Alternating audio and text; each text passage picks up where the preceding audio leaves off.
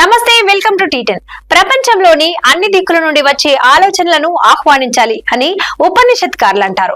100 పుష్పాలు పుష్పించనియండి, 1000 ఆలోచనలు తలెత్తనియండి అని ప్రసిద్ధ విప్లవకారుడు మావో అంటారు.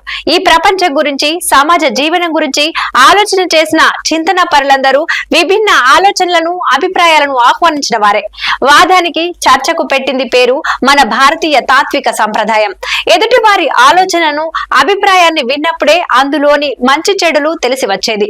అసలు వినటానికి, చూడటానికి సమ్మతించక అసహనంతో విధ్వంసానికి పాల్పడడం నియంతృత్వ చర్య అవుతుంది. గతంలో రాజ్యాలు, రాజులు చేసిన పనే ఇది.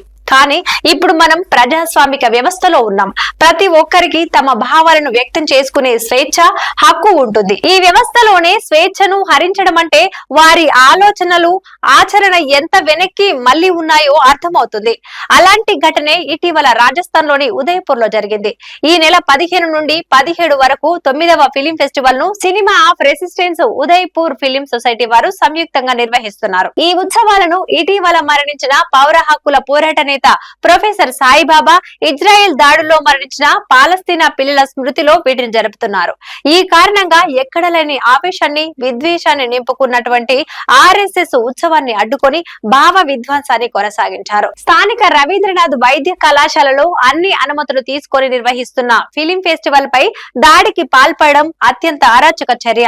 చనిపోయిన సాయిబాబా ఇంకా వీళ్లను భయపెడుతూనే ఉన్నాడనడానికి ఇదొక ఉదాహరణ. ఏ నేర రుజువులు లేకుండానే జైల్లో నిర్బంధించి అతని మరణానికి కారకులైన వారి వారసులు అతని పేరు వింటేనే బెంబేలెత్తుతున్నారు. ప్రపంచంలోని మానవీయులందరూ పాలస్తీనా విధ్వంసంలో పసిబాలల మరణాలపై తీవ్ర నిరసనను వ్యక్తం చేస్తున్నారు. పాలస్తీనా నరమేధం ఆపాలని ప్రపంచమంతా గొంతెత్తుతూ ఉంది. కానీ ఆ అమానవీయులకు స్పందన లేకపోగా నరమేధాన్ని బలపరుస్తున్నారు. సాయిబాబాను ఉగ్రవాదిగా భావిస్తున్నారు. వీళ్లు పాలస్తీనా ప్రజలు అంతమవ్వాలని కోరుకుంటున్నారు. అందుకే వారి స్మృతిలో జరుగుతున్న చిత్రోత్సవాన్ని అడ్డుకున్నారు. ప్రజాస్వామిక వ్యవస్థలో భావ ప్రకటన స్వేచ్ఛ రాజ్యాంగం కల్పించిన హక్కు. దాన్ని అడ్డుకోవడం ఫాసిస్టు లక్షణం. ఒక ప్రత్యామ్నాయ సినిమాను ప్రజలకు అందించాలనే ఆశయంతో ఏర్పాటు చేస్తున్న సినీ ఉత్సవాన్ని అడ్డుకోవడమే కాకుండా దానికి సంబంధించిన ఫేస్బుక్ ప్రకటనలను కూడా నిలుపుదల చేశారు. అక్కడి నుండి ఆ ఉత్సవాన్ని వేరే చోటికి తరలించారు. కానీ అల్లరి చేసిన మూకపై ఎలాంటి చర్యలు అక్కడి అధికారులు తీసుకోలేకపోయారు. సాంస్కృతిక పరమైన భిన్న ఆలోచనలను ధ్వంసం చేయటం నిరాటంకంగా కొనసాగుతోంది. ఇది భిన్నత్వంలో ఏకత్వం, భారతీయ జీవన విధానానికి తీవ్ర విఘాతం. ఇవే సంస్థలు మన హైదరాబాద్ లో లోక్ మంథన్ పేరిట అంతర్జాతీయ సాంస్కృతిక ఉత్సవాలను నిర్వహిస్తాయి. మన సంస్కృతి సంప్రదాయాలను పునరుద్ధరించేందుకు, విశ్వ ఐక్యత ప్రాశస్త్యాన్ని ప్రతిపాదించేందుకు నిర్వహిస్తున్నామని చెబుతున్న వీరు దేశంలోని భిన్న ఆలోచనలను వినేందుకు ఇష్టపడడం లేదు. అంటే ఆర్ఎస్ఎస్ చెప్పే విషయాలను అందరూ అంగీకరించాలనే ఆ రకంగా ఏకీకృత సాంస్కృతిక నియంతృత్వాన్ని అమలు చేయాలన్నది వారి ఆలోచన.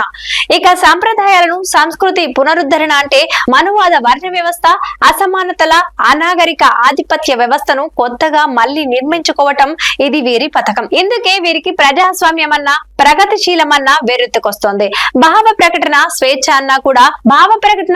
అన్నా కూడా వీళ్లు సహించరు. అంబేద్కర్ అందించిన రాజ్యాంగం అంటే వీరికి కంటగింపు. ఆలోచనలను అణచివేయాలని వీరు చేసే ప్రయత్నం సఫలం కాదు. ఎందుకంటే అలా చేయాలని ప్రయత్నించిన నియంతలెందరో చరిత్ర కాలగర్భంలో కలిసిపోయారు. స్వేచ్ఛ, స్వాతంత్ర్యాలను అడ్డుకోవాలని చేసే ప్రతిచర్యను ప్రజలు తిప్పికొట్టేందుకు సిద్ధంగా ఉంటారు.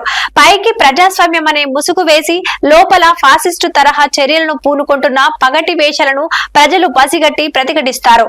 ఇది వాటి న్యూస్. చూస్తూనే ఉండండి టీ10.